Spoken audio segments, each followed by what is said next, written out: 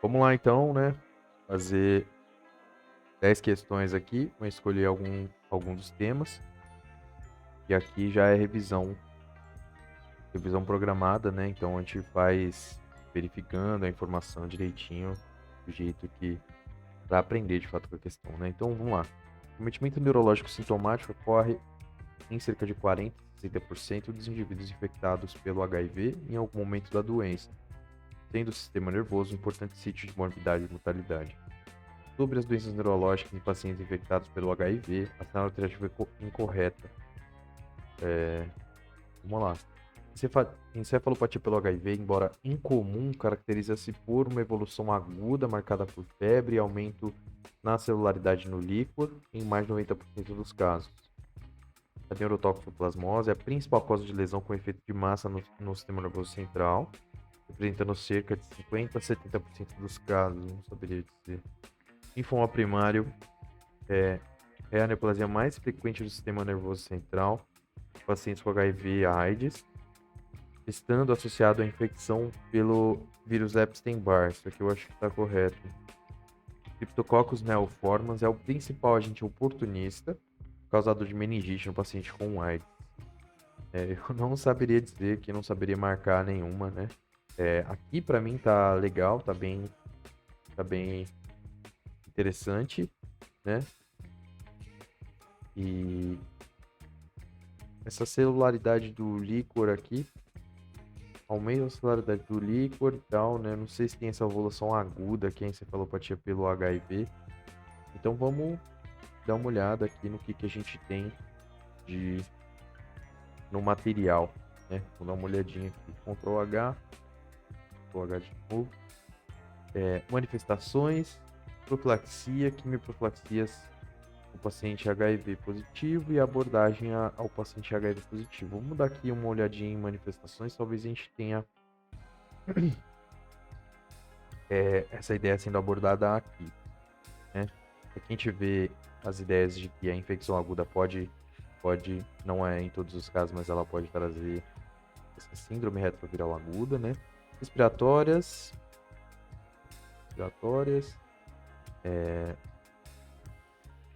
então, esse aqui.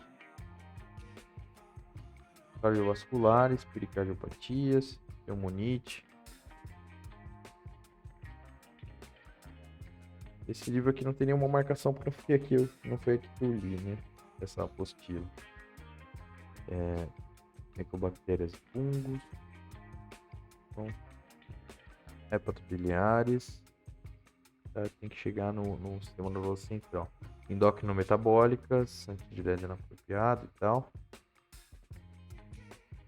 Hematopoéticas, dermatológicas, né? Bastante coisa aqui. Hanseníase neurológica.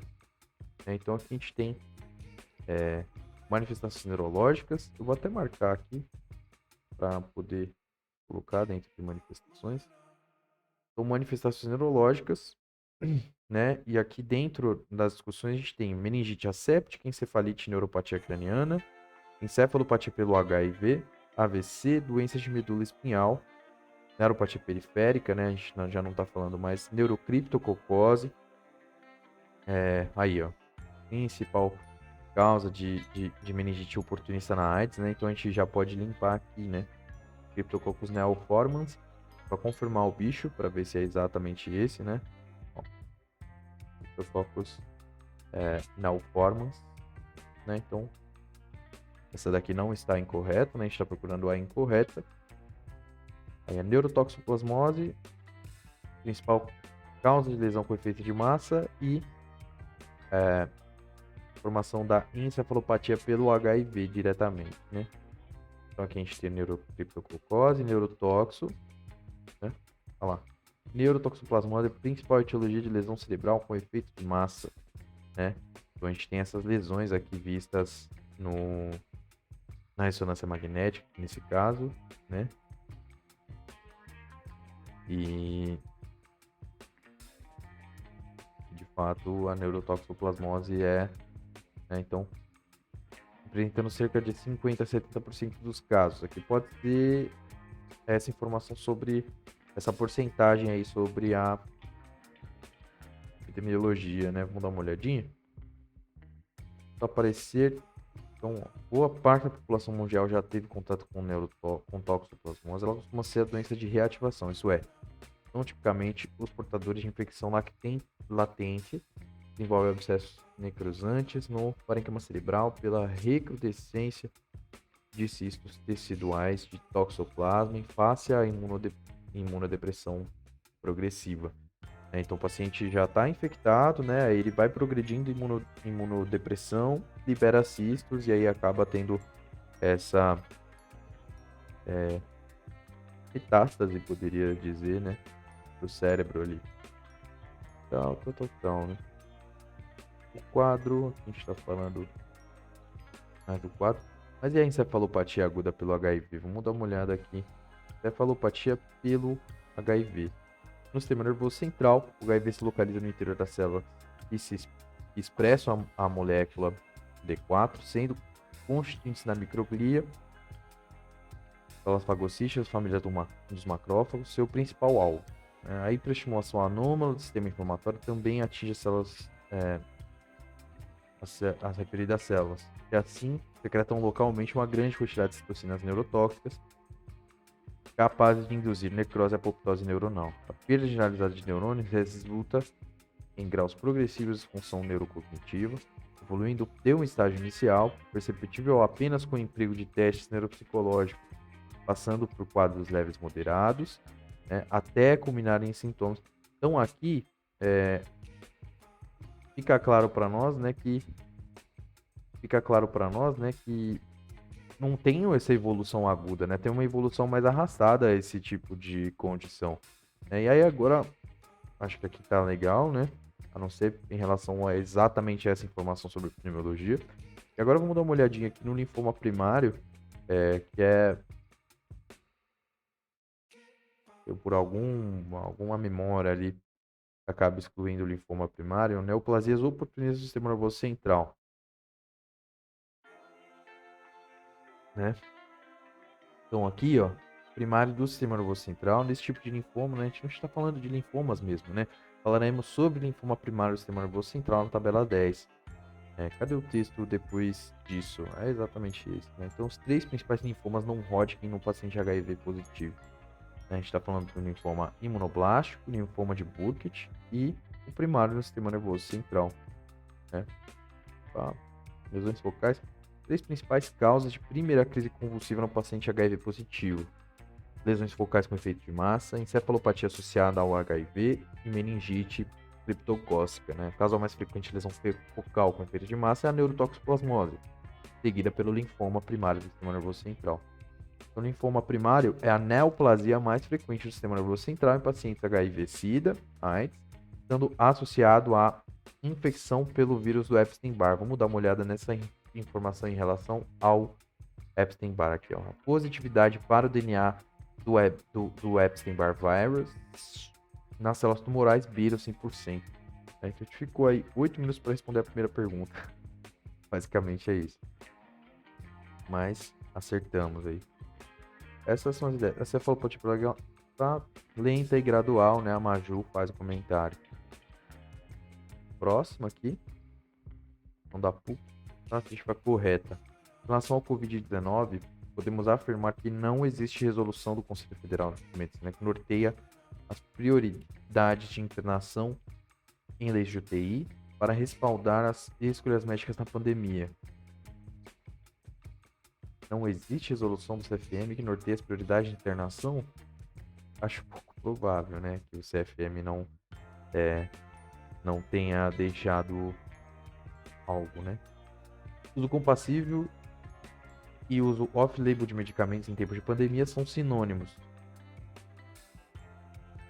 Não conheço esses dois conceitos, mas com certeza não vou encontrar naquela apostila, né? Então, a gente vai ver no comentário, né? Ao invés de pesquisar, a gente vai ver no comentário da questão. A dengue hemorrágica tem relação com baixa imunidade do organismo infectado e costuma se manifestar após o 7º dia de doença. Não, na verdade, a dengue hemorrágica É, bom, se não me engano, né, não está relacionado com a baixa imunidade do organismo infectado, está relacionado inclusive com é, a alta imunidade do organismo infectado, né? O mecanismo é autoimune dessa dengue hemorrágica, né? A destruição das minhas plaquetas. Mas vamos ver também no comentário aqui, né? E medicamentos utilizados em infectologia como terapia antirretroviral, TARV para HIV e anfotericina B para infecções fúngicas podem causar hipertensão arterial. Bom, aqui, né, falando que, veja só, é muito difícil a gente, hipertensão arterial, né, uma das condições mais comuns, né, são a mais comum, acredito que talvez a mais comum, na verdade, de toda a população no mundo. É muito difícil a gente dizer. E aí, quando a gente vai falar de reação adversa, né? É muito difícil a gente dizer que não há correlação, né? Aqui está escrito podem causar e não causam, né? E aí, juntando com o fato de que esse é o bloco de HIV, né? Então vamos dar uma olhada aqui nos comentários. Então é incorreto, pois há uma resolução do CFM que direciona as prioridades dos internamentos, né? Aqui no B, fala sobre o uso off-label e compassivo. Uso compassivo significa que pacientes com risco de morte usem medicamentos experimentais ou dispositivos médicos que não tenham aprovação no país. E o uso off-label, medicamento tem seu uso para outra situação específica que não consta na bula. Ah, tá. Então, off-label é exatamente essa ideia, né, de que o próprio fabricante não propôs.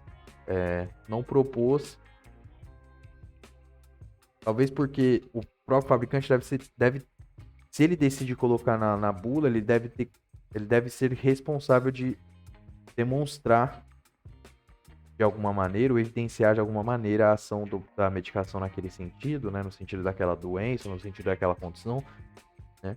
Mas por experiência ali, por experiência clínica, o médico talvez possa tomar essa decisão de fazer indicação off-label, né? Fora do que está na bula. E aqui, compassível, pacientes com risco de morte vão usar medicamentos ou tratamentos, né, experimentais que ainda não tenham, que ainda talvez, né, sejam ainda, não tenham aprovação no país. E aqui, o da dengue, pois a dengue hemorrágica não tem relação com baixa imunidade do paciente que surge entre o terceiro e quarto dia de evolução da doença, que pode levar ao choque circulatório. Então, não tem correlação aí com a baixa imunidade do organismo infectado. Não sei se o que eu pensei tem lógica. Dengue grave, antiga dengue hemorrágica, aqui, né? Uma questão de 2021.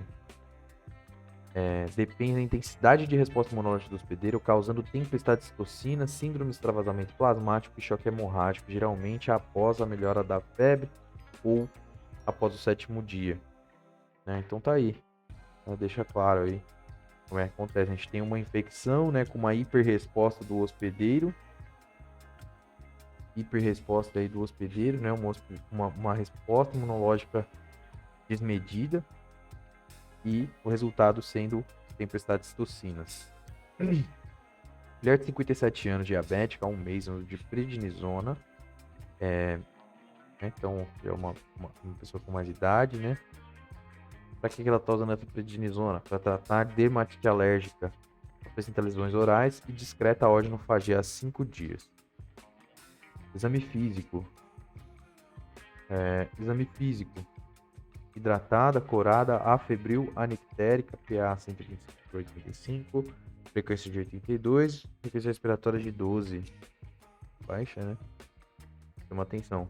Orofaringe, placas brancas extensas em mucosa jugal, cardiopulmonar e abdômen normais. Aqui será que é uma candidíase oral?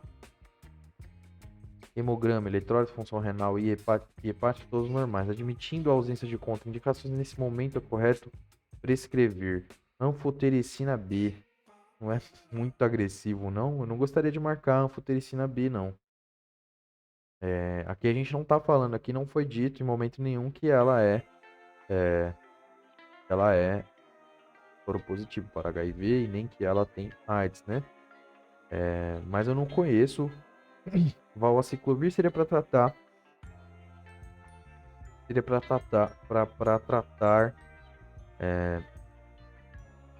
infecção viral. Caspofungina eu não conheço a medicação, anfotericina acredito que não. Agora, fluconazol eu sei que a gente utiliza para tratar candidíase, né? E aqui placas brancas extensas em mucosa julgal, uma pessoa que está usando prednisona, né? Tratando via oral, 60 mg por dia é bastante coisa, né? Há um mês usando a medicação, né? Ela já é diabética, o que predispõe, né? Esse tipo de afetação. Acredito que seja aí fluconazol. Vamos ver se a gente consegue encontrar algo nesse sentido aqui, né? Categorias clínicas para crianças infectadas com HIV, candidíase orofaringe aqui. Para dizer que candidíase orofaringe é considerada um indicativo de que a AIDS está próxima, né? E aí, se a gente tiver candidíase esofágica, inclusive, é um sinalizador, né, de que ele tem, de fato, AIDS. Mas aqui não encontro... eu ficaria com o fluconazol aí, mas sem saber entre fluconazol e voriconazol. Dá uma olhadinha, o voriconazol é um agente antifúngico triazólico de amplo espectro e é indicado para tratamento de aspergilose invasiva e infecções invasivas graves por cândida, incluindo candidemia e candidíase esofágica, né?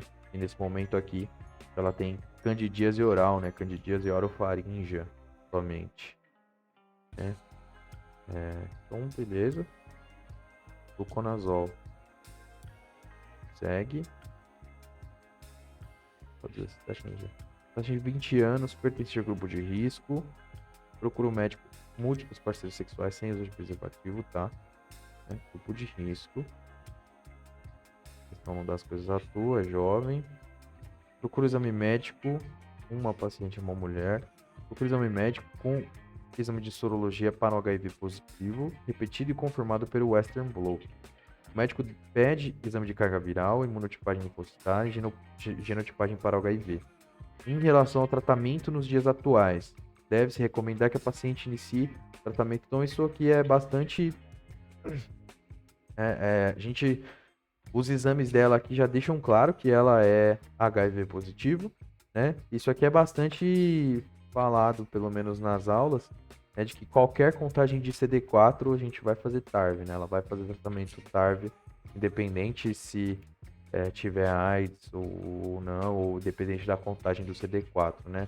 A contagem do CD4 usada é sempre aquele corte de 350 células, né? Mas é para avaliar o grau de progressão da doença, né? O grau de afetação orgânica da doença naquele momento, só que o TARV vai ser feito independente do CD4.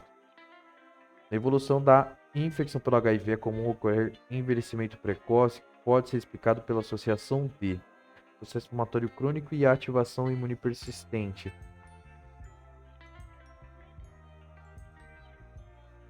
Processo inflamatório crônico, controle completo da... Não, né? Intensa inflamação no início da infecção e controle da ativação imune. Envelhecimento precoce.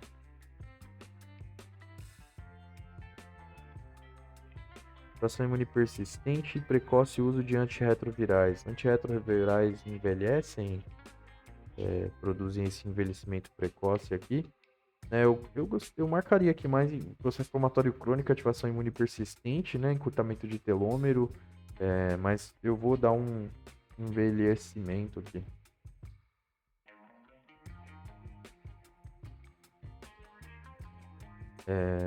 E tem resultado aqui, né? Síndrome do envelhecimento acelerado. Condições associadas à ativação imunoinflamatória crônica em pacientes infectados pelo HIV. a bagunça que o HIV causa, né? A ativação aberrante do sistema imunoinflamatório. Para o HIV se replicar, é preciso que as células CD4 sejam ativadas. Biologicamente, a ativação imune é desencadeada pela exposição a um antígeno, sendo potencializada por citocinas pró-inflamatórias. Logo, pode-se afirmar que o processo de ativação imunológica sempre se acompanha de algum grau de inflamação, né? Então, o que ela tem é processo inflamatório crônico e ativação imune persistente, né? E aí, será que o uso de... Opa! É isso que a gente tem, né? De rosa aqui, que é uma cor que eu coloco para respostas de questões, né?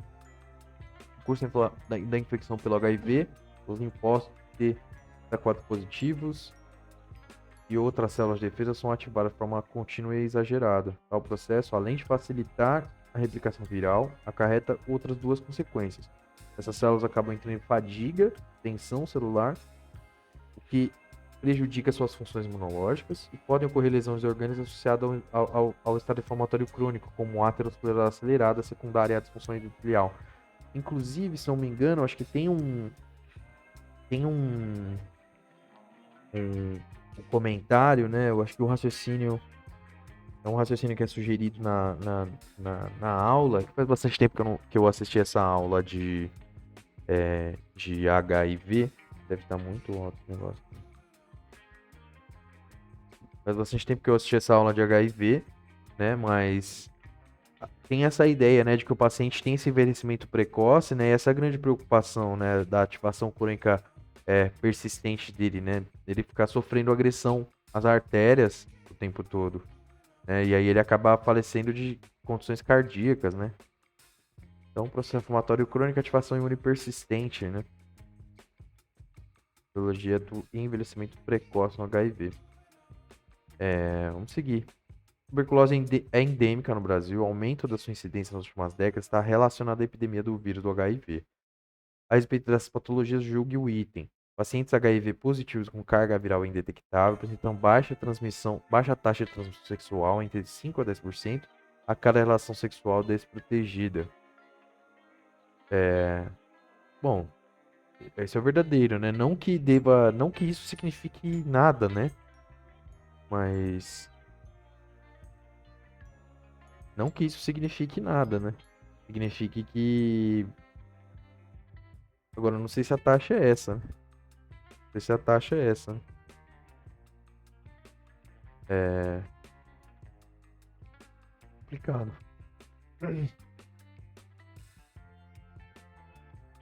Não sei se a taxa é essa. Virologia e tal, né? Explicando aí como é que acontece. Essa ideia é verdadeira aqui, de que a gente está freado para o surgimento de uma poderosa resposta adaptativa e tal. Bom, eu vou marcar aqui, é certo, porque bom, olha lá, 77%. A questão aborda um item sobre transmissão por pacientes com carga viral indetectável. O item é errado, pois, segundo estudos recentes, as pessoas que vivem com HIV em uso de terapia antirretroviral e com carga viral indetectável há pelo menos 6 meses não transmitem o vírus por via sexual. Não transmitem, não tem nenhuma taxa. Tá aí. Eu não lembrava mais dessa informação. E, de fato, essa informação foi bastante batida na aula, né? Que faz muito tempo também que eu vi essa aula de HIV. Nem como que eu consegui acertar para poder colocar para nivelar. Mais 34 anos, gestante de 36 semanas e 2 dias, secundigesta e primípara, vaginal há 10 anos. Está realizando tratamento Está realizando pré-natal em maternidade de alto risco por ser paciente HIV positiva. Tá. Vem em consulta de pré-natal, trazer resultados da carga viral que realizou com 34 semanas e 2 dias, 1.050 cópias. Carga viral com 30 semanas era de 2.000 cópias, então ela está em queda, né? Agora com 34 semanas a gente tem 1.050 cópias. Né? Tá assintomática, referindo boa movimentação fetal. O exame físico, corada hidratada, altura uterina de 35, né? Para 36 semanas, 2 dias. Ok. PCF de 144, quadrante inferior esquerdo. Né? Então, se está no quadrante inferior esquerdo da mamãe, quer dizer que ele está com o dorso fetal para esse lado aí. Quer dizer que ele está... quer dizer que ele está com o eixo alinhado, né? Com uma apresentação cefálica. Tônus preservado, dinâmica uterina ausente. Frente ao quadro, é correto afirmar como houve redução da carga viral. A melhor via de parto nesse caso será a via obstétrica. A via de parto deverá ser vaginal, de forma humanizada, reduzindo o risco de sangramento de complicações, portanto, de transmissão vertical. Uma carga viral está alta após 34 semanas, a via de parto será cesariana. Ainda não pode ser decidida necessitando de nova carga viral com mais de 37 semanas. Eu me lembro aqui, a via de parto de fato deve ser cesariana, né? Se a gente faz essa avaliação aqui, ela tem mais de 1.050 cópias, né? A gente poderia fazer via de parto obstétrica se ela tivesse carga viral indetectável, não é isso? Então, exatamente isso, né? Vamos dar uma olhadinha. Então, as gestantes com carga viral detectável, aquelas com mais de 1.000 cópias, deverão ter o parto cesariano eletivo a partir da 38ª. E aquelas que tiveram carga viral detectada, mas o valor foi inferior a 1.000 cópias, a via de parto ocorrerá conforme indicação obstétrica.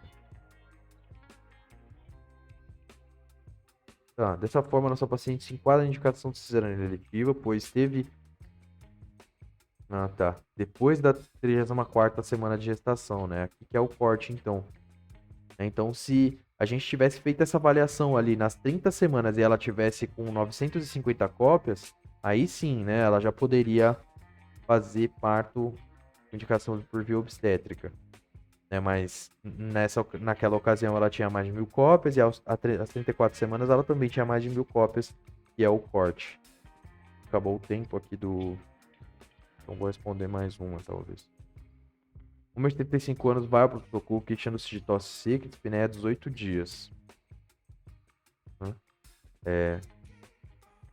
18 dias já, né? Então, 18 dias de tosse seca e dispneia.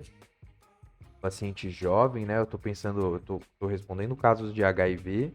Eu tô pensando aqui que ele tem alguma infecção por fungo, tá? Vamos dar uma olhada. Então, apresentou alguns episódios de febre no período, nega ortopneia, dispneia paroxística noturna, chieira ou sintomas de vias aéreas superiores. Peso de levofloxacino por 7 dias, porém não obteve melhora. É portador de AIDS em SIDA, vou dizer SIDA agora, não AIDS. Síndrome da imunodeficiência adquirida. Em uso irregular dos antirretrovirais. Uso irregular de antirretrovirais chama atenção. Ao exame físicos, PA 110 por 66, frequência cardíaca de 76, frequência respiratória 28, satura 83 é ar ambiente, né? É o que chama atenção para mim. O exame respiratório revela o uso de musculatura acessória durante a respiração. E a ausculta não apresenta normalidades. Restante exame normal. Laboratório, hemoglobina de 10,2, né? Anemia aí leve, talvez. Leucócitos 6.200. Neutrófilos aqui, né? 4.270. Plaqueta.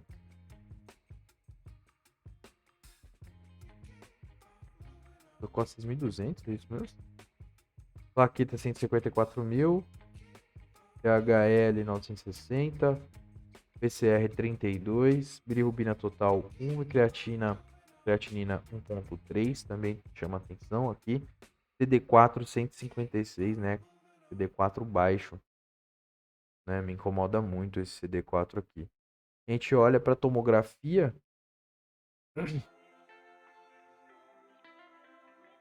Olha pra tomografia aqui, não consigo ver nenhuma lesão cavitacional, né? Consigo ver aqui os linfonodos e tal. Aqui dá até pra abrir a imagem. Consigo ver aqui o que para mim, né, olhando, são linfonodos aqui. Né? Isso aqui não é janela pulmonar, janela de parte mole. Ou não? Não, é uma pulmonar, né? Não lembro mais. E então aqui seria ou Mycobacterium avium aqui, ou histoplasmose pulmonar, né? Histoplasma capsulatum aqui com uma progressão bem lenta.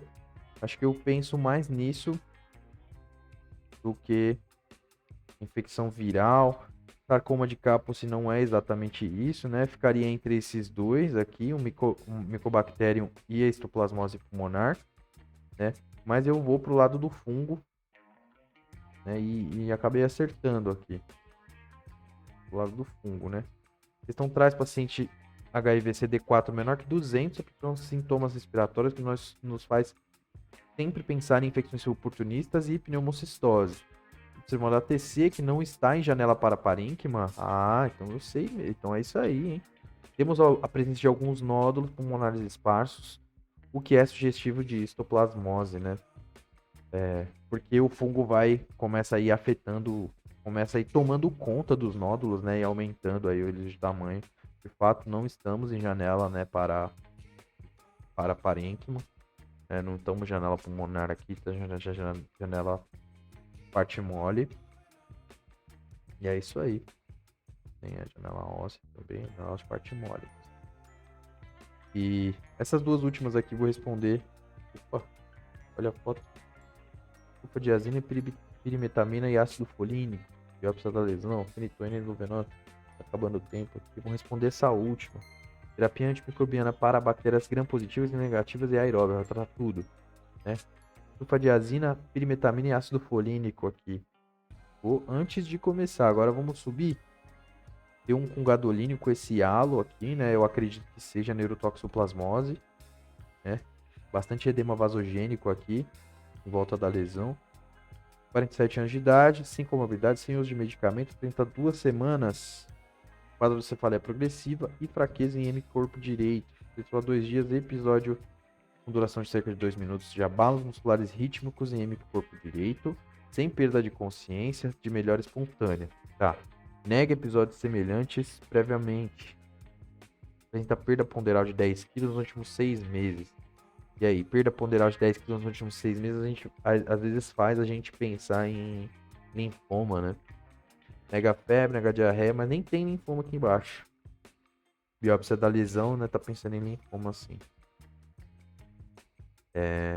Vigio, atento, desorientado no tempo, dificuldade de nomeação leve e algumas parafasias fonêmicas, com compreensão preservada, hemiparesia direita grau 5, com predomínio em membro inferior, reflexos vivos à direita, sensibilidade diminuída em membro inferior direito, apagamento de suco nasolabial direito também,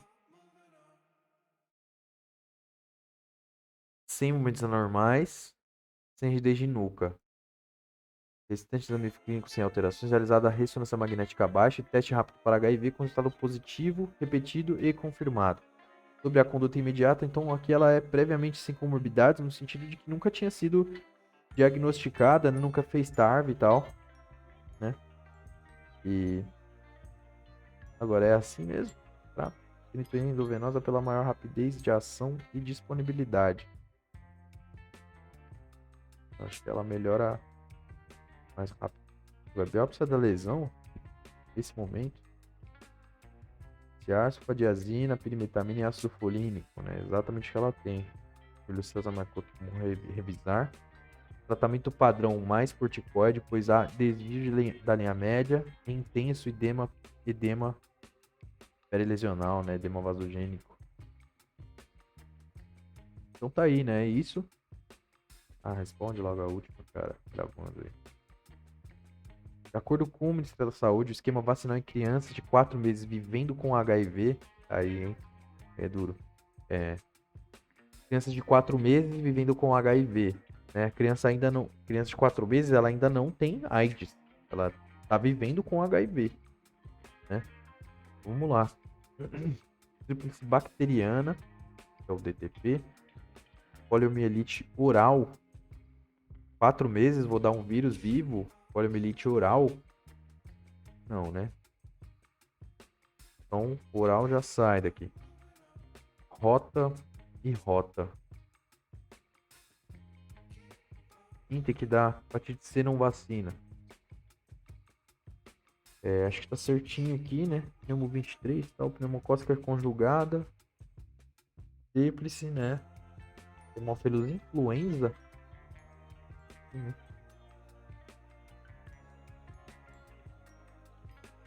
É isso aí. Temos uma somente. Aqui sim, né? Tá aqui, ó, na primeira linha do comentário, né? Atualmente sabe-se que as pessoas que vivem com HIV não necessariamente estão em imunodepressão. E aí, basicamente, a gente vai aproveitar, inclusive, isso justamente para poder vacinar. Vamos lá, então. Para aqui, pausa, e depois eu sigo aqui com o atendimento inicial ao politrauma. E depois eu finalizo as outras questões sozinho, sem gravar nada. Então faço anticoncepção e imunização, né? E faço politrauma sozinho, porque os textos são maiores. Sem gravar, né? Porque cansa.